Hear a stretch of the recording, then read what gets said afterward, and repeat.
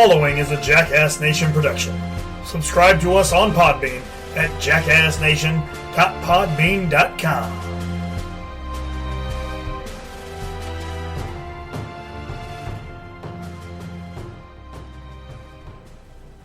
Ladies and gentlemen, this episode is brought to you by Loot Crate. Loot Crate is the monthly subscription service for geeks and gamers that delivers epic swag in a box right to your door. Guys, you've got to check out Loot Crate. And right now, Loot Crate is giving all of the Jackass Nation and the SCNS Live listeners a discount. All you got to do is go to youtube.com/SCNS Live and go ahead and sign up for your Loot Crate. When you go to checkout, put in the promo code SCNS Live and you will get a discount on your first box. Go get this stuff now, guys. You will not be disappointed.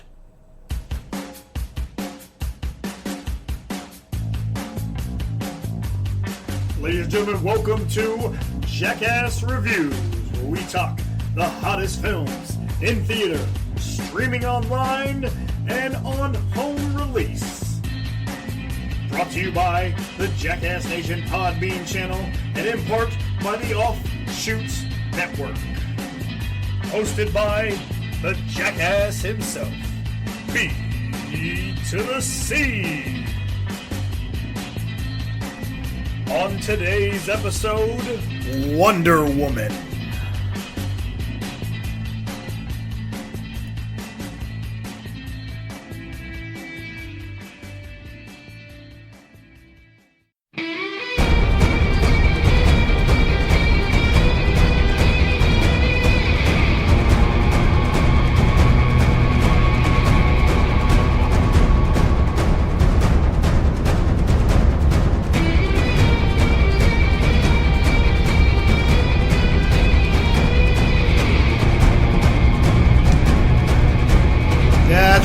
It is finally here. It is Wonder Woman, and this is Jackass Reviews, the movie review show where we talk about today's hottest new films out in theaters. Now, I want to remind everybody this is a spoiler-filled review, so if you have not seen Wonder Woman, you're going to want to stop listening right now. Come back and listen after you've already heard it, because we are going to talk about in detail everything that goes down in the movie, the whole plot, everything. I'm going to tell you what happens at the end. So, if you have not seen Wonder Woman, you need to stop now. Come back later. This will still be up. You'll be okay. So wait till then. But if you have seen Wonder Woman, then you know how exciting and how awesome that movie is. It was an absolute blast. I had so much fun watching it. I can honestly now say that it is my favorite of the DCEU films. That's right, it has beaten out Suicide Squad, not only because it's just as fun as Suicide Squad, but because it is a better movie than Suicide Squad. It is well made, well acted, and well directed, very well directed. And the first thing that I'm going to say about it is we're going to talk a little bit about the whole women power, the controversy, the everything that's going on. First off, the women-only screenings held at Alamo Drafthouse that everyone is so pissed at. Get over it. You can go see it in another theater. It's perfectly fine. It doesn't matter. It's not like they got to see it early or something. Just go to another theater. It's playing in the one next door. Get the F over it. What the hell? And other than that, I was really, really worried about Gal Gadot. I was really worried that she was not going to be able to carry a film because up until this movie, she's never had a starring role. I mean, she was in the Fast and Furious movies, and she was in 999, and she was decent in them. But nothing that she had done gave me the idea that she was going to be able to carry a film on her own. Not to mention, when I think about Wonder Woman, she does not look like Wonder Woman to me. She looks a little too small. Now, I think she would be... when I think of Wonder Woman, I always think of a woman that's going to kick my ass. And I look at her, I go, yeah, you're going to kick my ass. Gina Carano, Ronda Rousey, an MMA type. they're going to kick my ass. Now, Gal Gadot probably could kick my ass. She was in the Iraqi army. But looking at her, I wouldn't think she could kick my ass, even though she probably could. But, so going into it, I wasn't sure. I liked her in BVS, but still there wasn't enough to make me go, yeah, she's going to be a phenomenal actress and she's going to carry this film. Not to mention that even in BVS, I was like, man, she was really cool and she was a great, Greek warrior. I didn't see her as an Amazon. She was absolutely incredible in this role. She really brought it to the role. She's funny, she's charming, she's endearing. Everything she needed to be, she was. And she absolutely disappeared into the role. She became the character. Now, I still think she was a little small. If I see her, I'm not going to be afraid of her. I just wasn't going to. Even after watching her kick all that ass, I'm still not going to be afraid of her. I would have liked her to put on some gains, put on a little bit of size, get those arms up there. When you see superheroes and they do the things and there's always the muscles bulging, there's no definition in her arms. She needs to get get on the protein. Protein. Put some size on you, gal. But as an acting-wise, she was absolutely incredible in this role. And I absolutely loved her. And she is 100% able to carry a film on her own. And I really look forward to where she is going and what she's going to do in this role in the future. I'm over the fact that she doesn't have the size. She's still a badass and she's still great at the job. I really enjoyed her in this role. She brings such heart to it. She brings such, she really makes you believe that, this is her first time into the real world, and she makes you care about her. That scene, I'm going to use one scene as an example. It's one of my favorite scenes, but when they're going to get on the train, and she gets the ice cream for the first time, and she's just in such awe of this ice cream. I just want someone to love me the way she loved that ice cream. And she made me believe that really was the first time she had ever had that ice cream. And man, it was just so heart-wrenching. She was so good at it. She comes at with such realness and such naivety. That's not a word, but you know what I'm trying to say. And it just worked really well. So all the people that were worried about her, I can tell you right now, don't be worried about her. She is phenomenal, and she is absolutely beautiful. Completely beautiful. All right, so Wonder Woman. All right, let's get into the Wonder Woman starts in present day with Bruce Wayne giving her a picture, the picture that we see from BVS. And we flash back to Themyscira, home in the Amazons, where she's a little kid, and she's the only kid on the entire island, and she wants to be trained, but her mother, I cannot pronounce this damn name. It's gonna take me a second. Hold on, let me try it. Hippopolata. Her mama, played by Connie Nielsen, the queen of the Amazon, queen of Themyscira, does not want her to be trained because there's something special about her and we don't know what it is.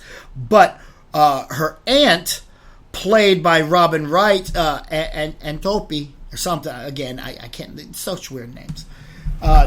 Wants to train her because that is her job. That's what the Amazons are there for. They are there to train and protect the world from the return of Ares, because Ares will come back. He is the god of war, and they believe that he will come back one day. So she's training in secret, and eventually her mother gives in, lets her train. She becomes one of the best warriors they have. You see, she has powers that nobody else has. And it's absolutely incredible to see.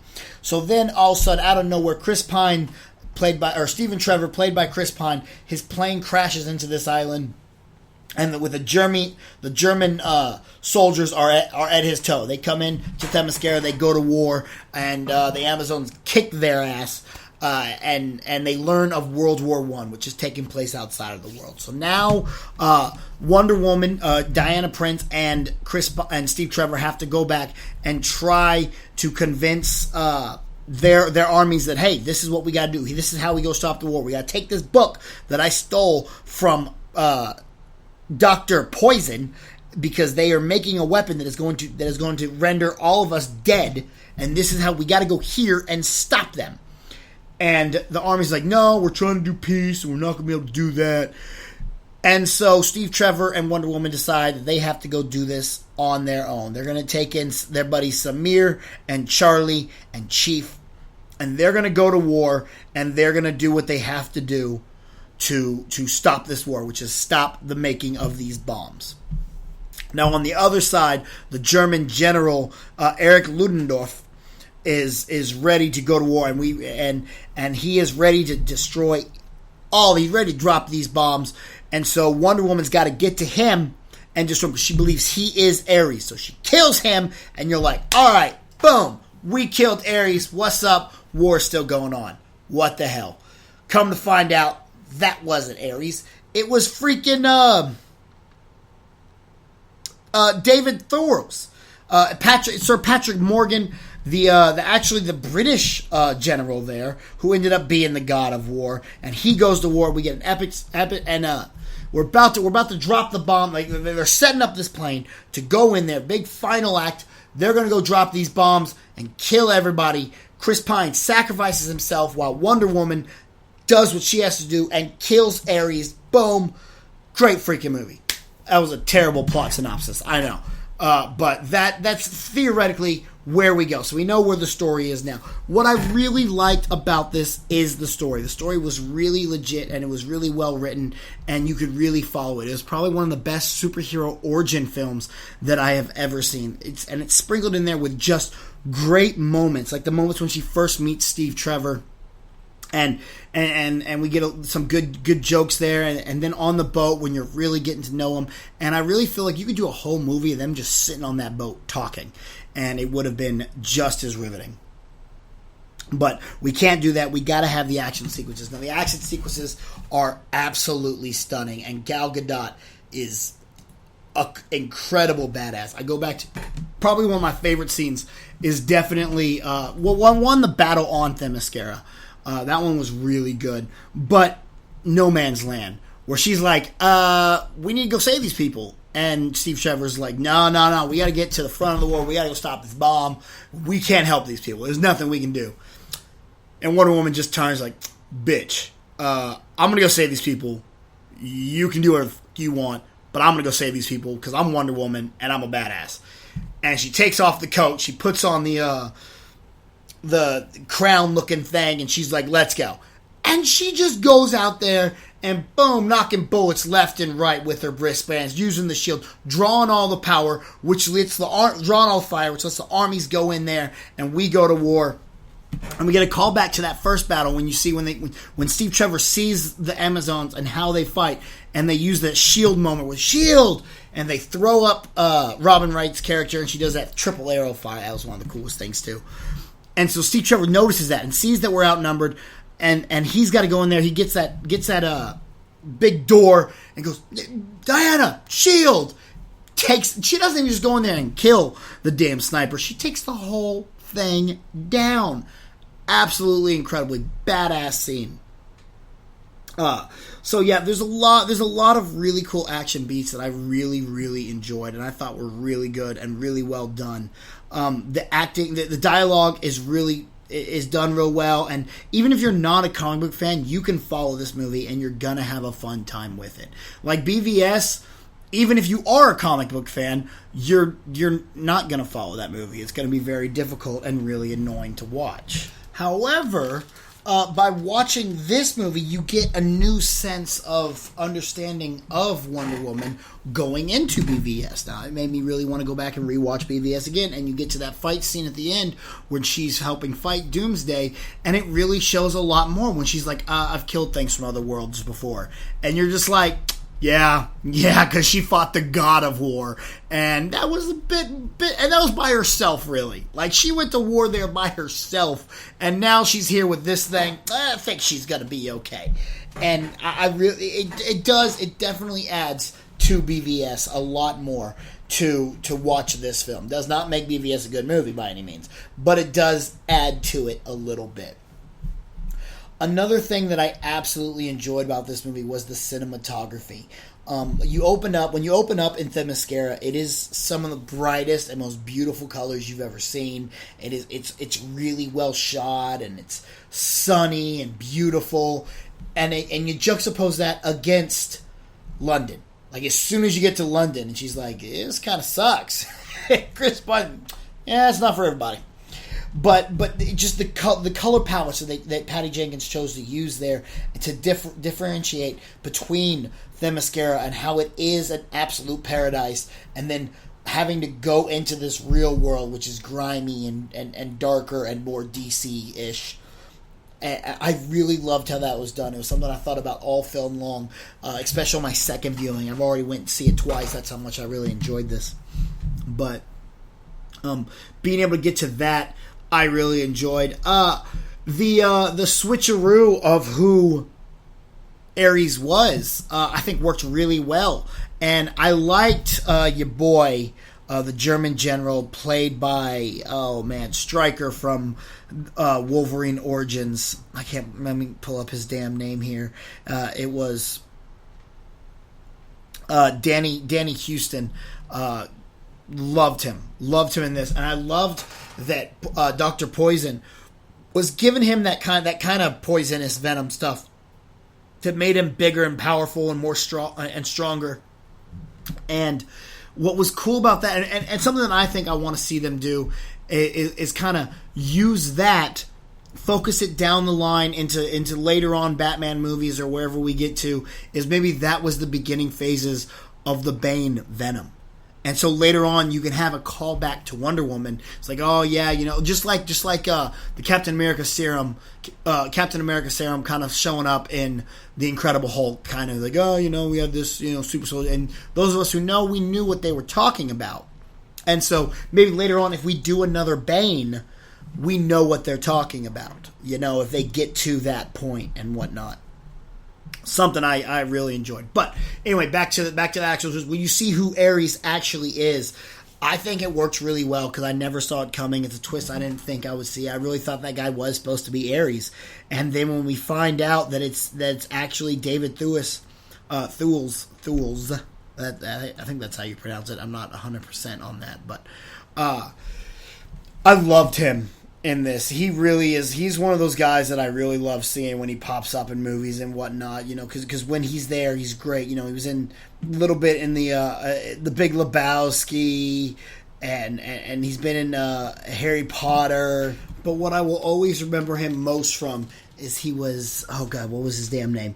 King Einan. King Einan in Dragonheart. Those of you who remember Dragonheart with Dennis Quaid and Sean Connery as the voice of the dragon.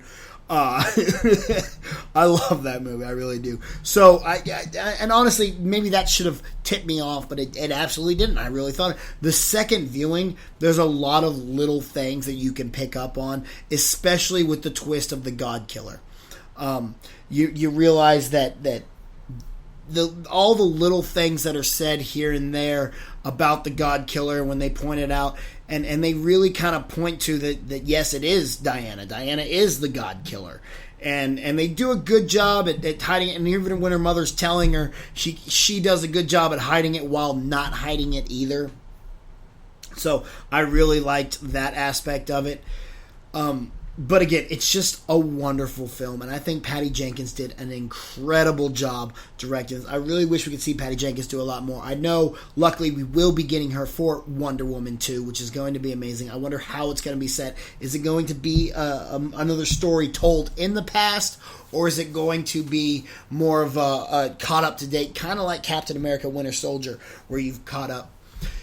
Now, okay, again, there are things in every film that are not perfect. No film is perfect. Not even the two best movies of all time, The Godfather Part 2 and The Empire Strikes Back, are perfect.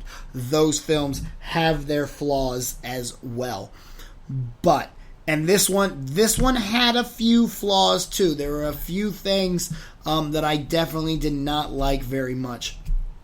And I'm not going to say they're nitpicky because they're not incredibly nitpicky, but they're a little nitpicky because none of it has to do with story, none of it has to do with acting. I think the story was well done and well played out. The beats hit really well. The tone of the film is absolutely perfect. Jokes hit when they should. Everyone's acting was on par. like I said, Gal Gadot was absolutely incredible in this film. And what really sucks is that, we kill off Steve Trevor, and as good as he was, man, I would have loved to see him, really in the DCEU or in the MCU or something in a franchise that we really get more of him rather than the kind of one and done that we got here. And yeah, I know he's got Star Trek, but I want him as a superhero or something. But either way, he was absolutely incredible. So my negatives really lie in some of the CGI choices, and most notably, the excessive use of slow motion. I get that a lot of people really liked it, and it made for some really cool imagery. But I, for one, was not a fan of it. It was once or twice would have been okay, but they used it a lot. There is a lot of slow motion in this, and just when a fight scene would really get going, and I'm really enjoying it, all of a sudden, boom. Here comes this slow motion again, and we got to slow it down and show you what, and I don't know if it's a trait of that Patty Jenkins is not a real action director. She knows character, she knows story. I don't know how much she knows on action, but and maybe she just wanted to use slow motion. It's just my thought process on it is DC, Warner Brothers, you have The Flash coming up. That is when you are going to really use slow motion. Like, you're going to need to use that to slow everything else down so you can show the speed of the Flash and everything. So why are you really putting so much slow motion into this here? And for me, it just didn't work. While it made for some really cool imagery, it got to the point that every time the slow motion would hit in a fight, it would take me out of it. Now, I think it works really well when we did the shield moment and we shot the 3 arrows. Perfect timing. The bullet deflection in No Man's Land. Perfect timing. The floating in the air, where is she flying? Is she not flying? Who knows? That was good timing. The rest of it, we didn't need all the slow motion in there. We could have let that go.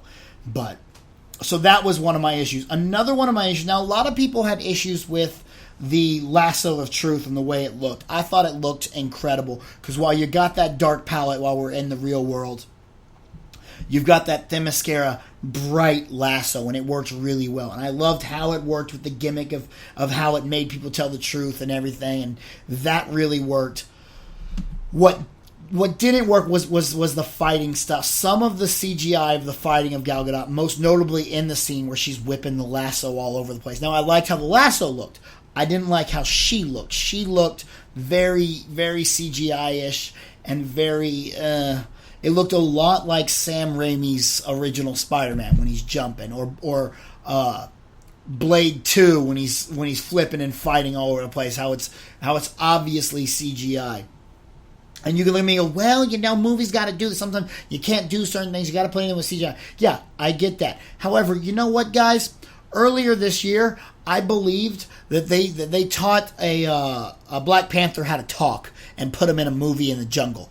And that movie was actually filmed on a green screen in the middle of Los Angeles with no Black Panther, no bear or anaconda or gigantic ape or orangutan that sounded like Christopher Walken. Those weren't really there.